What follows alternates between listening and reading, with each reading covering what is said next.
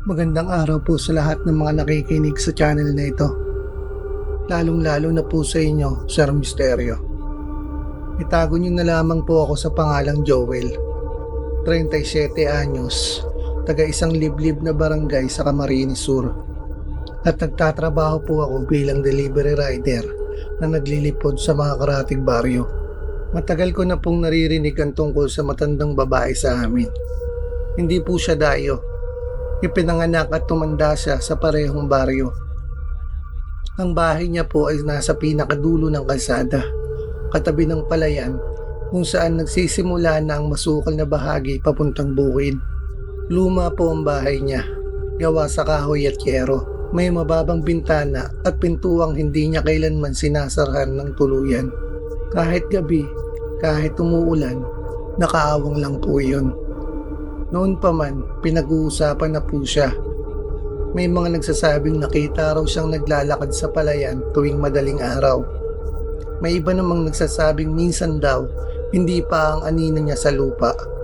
Hindi ko po yung pinapansin dati. Para sa akin, isa lang po siyang matandang nakatira sa isang liblib na lugar ng nag-iisa.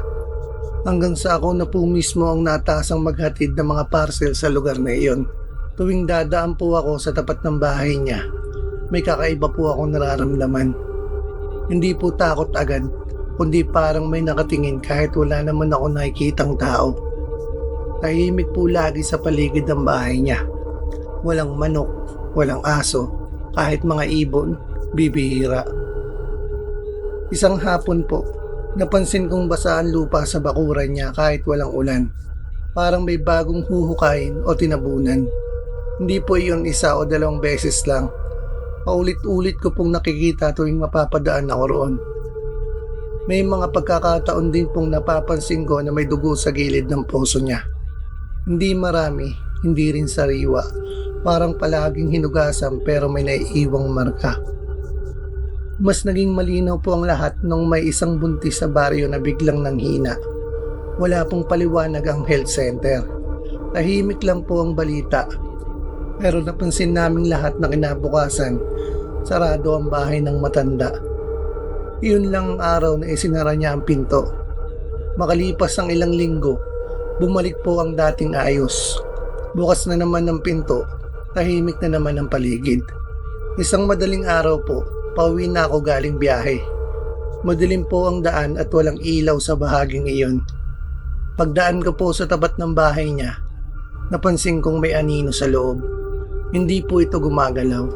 Nakatayo lang sa gitna ng sala kahit walang ilaw. Ang kakaiba po, mas malinaw ang anino kaysa sa mismong loob ng bahay. Paglampas ko po ng kaunti, napatingin po ako sa lupa. May bakas po ng paa na palabas ng bakuran niya.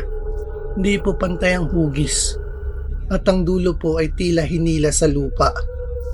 Kinabukasan po, may natagpo ang walang buhay na kambing sa may palayan.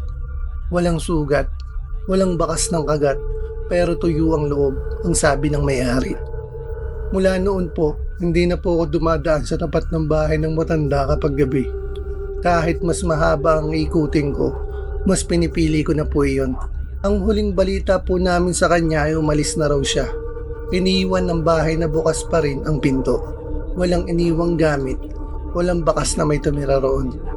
Pero tuwing madaling araw po, may mga nakakita pa rin daw ng ilaw sa loob ng bahay niya. At may mga bakas pa rin ng paa sa palayan tuwing umaga. Ang mas nakakatakot po, may nagsasabing may bagong matandang babae raw na lumipat sa karatig baryo. At palagi rin daw bukas ang pinto ng bahay niya. Hanggang dito na lang po ang istorya ko, Sir Misterio. Maraming salamat po at sana po may bahagi niyo po ito sa channel niyo.